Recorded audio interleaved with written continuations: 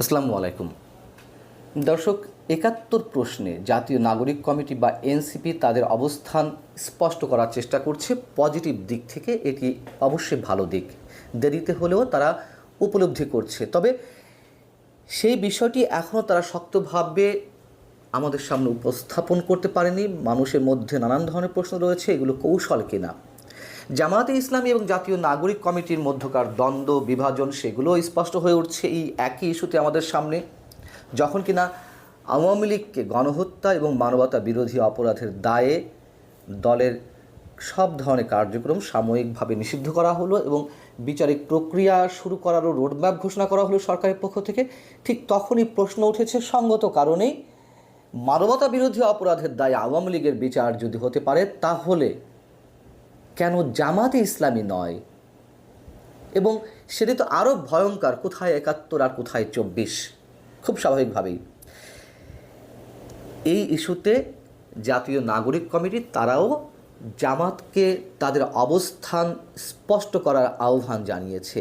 এবং এই যে দুই দলের মধ্যকার যে দ্বন্দ্ব, সেই জায়গা থেকে অনেকেই প্রশ্ন করছেন, ৭১কে ধারণ করতে গিয়ে এটি কোনো কৌশল অবলম্বন করছে জাতীয় নাগরিক কমিটি? আসলেই কি তাদের মধ্যে আদর্শিক কোনো লড়াই শুরু হয়েছে, নাকি ক্ষমতার লড়াই? ক্ষমতা এককভাবে কেন্দ্রীভূত রাখার জন্য নিজেদের হাতে এই দ্বন্দ্বের উৎপত্তি কিনা কিংবা সৃষ্টি কিনা, সেই প্রশ্নগুলো উঠেছে। এবং সেই প্রশ্নের জায়গা থেকে অবশ্যই জাতীয় নাগরিক কমিটিকে তাদের আরও শক্ত অবস্থানে যেতে হবে। অনেকে বলছেন তারা খোলস বদল করছেন। কেন এই প্রশ্নগুলো উঠছে একটু বলি। জাতীয় নাগরিক কমিটির উদ্যোগে বা হাসনাত আবদুল্লাহদের আহ্বানে আওয়ামী লীগের নিষিদ্ধের দাবিতে যে ৩ দিনের আন্দোলন গত বৃহস্পতিবার থেকে শনিবার পর্যন্ত, শনিবার এবং শুক্রবারের জমায়েত বা মঞ্চে তাদের যে বক্তব্য, সেখানে অনেকগুলো তুমুল আপত্তিকর বিষয়ের অবতারণা ঘটেছে। সেখানে কোনো একটি পক্ষ স্লোগান দিয়েছে, নিজামীর বাংলায় শেখ হাসিনার ঠাঁই নাই, গোলাম আজমের বাংলায় আওয়ামী লীগের ঠাঁই নাই। আওয়ামী লীগের ঠাঁই হবে কি হবে না সেটি অন্য প্রশ্ন। কোন দুঃসাহসে নিজামীর বাংলায়, গোলাম আজমের বাংলায় অমক অমকের ঠাঁই নাই, এই স্লোগানগুলো উচ্চারিত হয়। এবং সেখানে জাতীয় সঙ্গীত যখন এনসিপির উদ্যোগে পরিবেশনের উদ্যোগ নেওয়া হলো, সেখানে একটি পক্ষ নাকি শব্দটা বলতে চায় না, সেখানে একটি পক্ষ জাতীয় সঙ্গীত পরিবেশনের বিরোধিতা করেছিল। কত বড় দুঃসাহস! এই বাংলাদেশে এখন এই পর্যায়ে এসে আমার জাতীয় সঙ্গীত গাওয়ার প্রকাশ্য বিরোধিতা করা হয়। সেই বিষয়টি এনসিপি নিজেরাই তাদের বিবৃতিতে নিয়ে এসেছে। তারা সোমবার একটি অফিসিয়াল বিবৃতি দিয়েছে গণমাধ্যমে, এবং সেখানে তারা ৭১ গণহত্যায় সহযোগিতায় অভিযুক্তদের সুস্পষ্ট রাজনৈতিক অবস্থান ব্যাখ্যা করার আহ্বান জানিয়েছে। সেখানে তারা বলছে যে, দেখুন কেন বলছিলাম যে অনেকে প্রশ্ন তুলছে যে এটি এনসিপির কৌশল কিনা, এই জন্যই প্রশ্ন উঠছে। তারা বলছে, বাংলাদেশের মানুষের ঐতিহাসিক সংগ্রামের অধ্যায়গুলো ১৯৪৭, ১৯৭১ এবং ২০২৪-এর যথাযথ স্বীকৃতি এবং মর্যাদা বাংলাদেশের রাজনীতি করার পূর্ব শর্ত।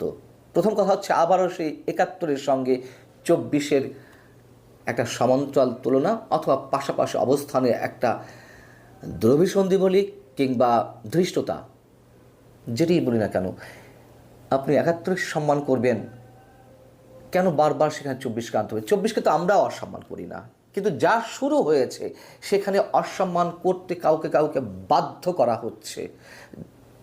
সিনিয়র সাংবাদিক, নিউ এজের সম্পাদক নুরুল কবির, তিনি তো বলেছেন যে এই সন্তানদের প্রতি আমাদের স্নেহ ছিল, তারা যেভাবে সাহস দেখিয়েছে গণ আন্দোলন, গণ অভ্যুত্থানে, কিন্তু যখন তারা ৭১-কে অস্বীকার করে, এর দায় কার?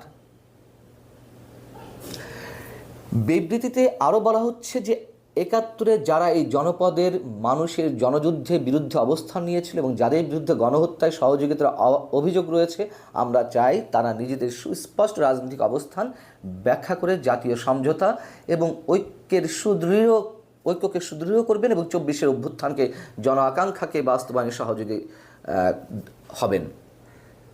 তারপর বলা হচ্ছে যে একটি পক্ষ সচেতনভাবে দলীয় স্লোগান এবং বাংলাদেশের জনগণের ঐতিহাসিক সংগ্রাম বিরোধী স্লোগান দিয়েছে। তার পরবর্তীতে বলা হচ্ছে আন্দোলনকারীরা জাতীয় সঙ্গীত পরিবেশনের সময় একটি পক্ষ আপত্তি জানালেও তারা দৃঢ়তার সঙ্গে জাতীয় সঙ্গীত পরিবেশন করেছে। এখান থেকে প্রশ্ন উঠছে যে এখনও পর্যন্ত তাদের কথাবার্তায় নানান ধরনের ধূম্রজালের সৃষ্টি হচ্ছে। 24কে সম্মান করেন, 24কে ধারণ করেন, সব কিছু ঠিক আছে, 71-এর সঙ্গে অন্য কোনো কিছুর তুলনা চলতে পারে না। স্পষ্ট কথা, এর মধ্যে কোনো ইফ বাট যদি কিন্তু এসব ধরনের কিছু থাকতে পারে না।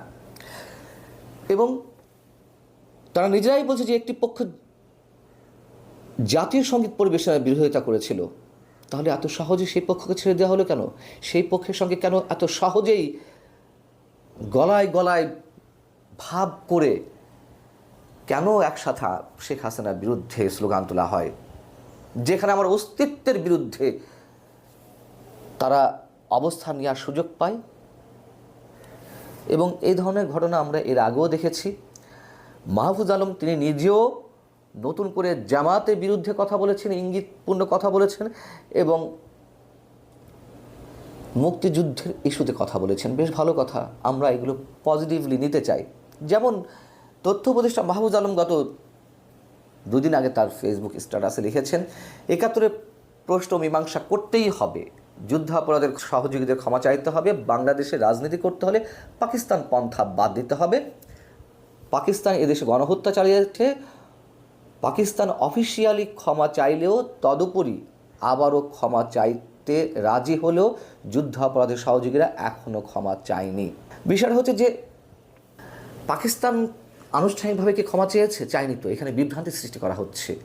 আবার বলা হচ্ছে এদেশে যারা রাজনীতি করছে পাকিস্তানের পক্ষ নিয়ে বা 71-এর সহযোগীর ভূমিকায় ছিল গণহত্যার, তাদেরকে অবস্থান স্পষ্ট করতে হবে। বেশ ভালো কথা। এর আগে আবার একটি স্ট্যাটাসে মাহফুজ আলম কী বলেছিলেন?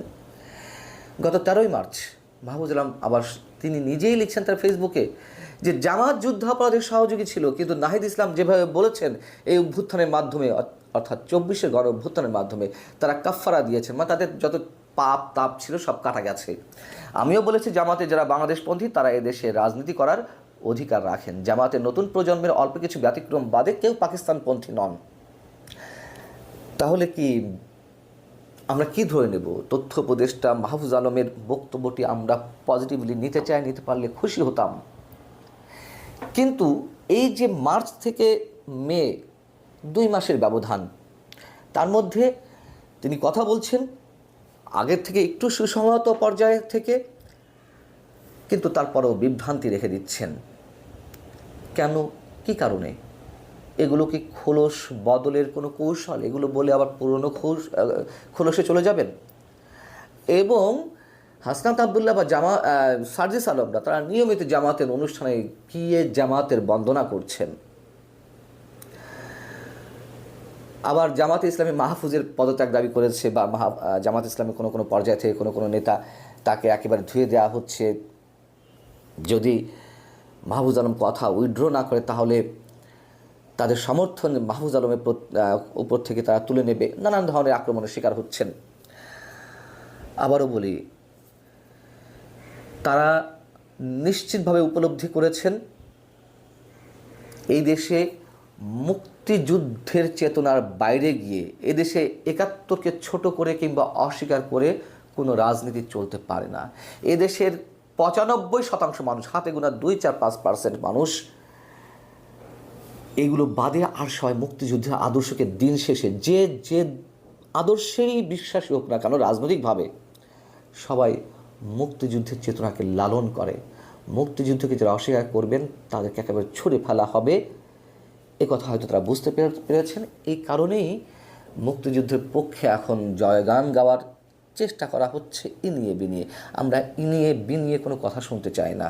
এদেশে রাজনীতি করতে হলে তিনি যেই হন না কেন, যেখানেই কানেকশন থাকুক না কেন, মনে প্রাণে সবার উপরে 71-কে স্থান দিতে হবে।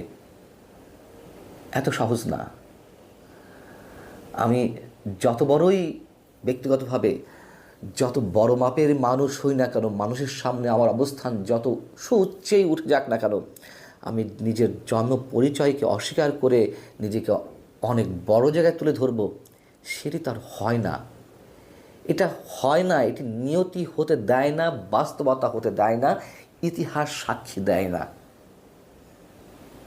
অতএব এনসিপি যে কথাগুলো বলছে, মাহফুজ আলমরা যে কথাগুলো বলছেন, আমরা চাই, বিশ্বাস করতে চাই যে তারা মনের তাগিদ থেকে, বিশ্বাসের তাগিদ থেকে এই কথাগুলো বলছেন, এবং সেটি এস্টাবলিশ করতে গেলে তাদেরকে আরও শক্ত অবস্থান নিতে হবে মুক্তিযুদ্ধের পক্ষে।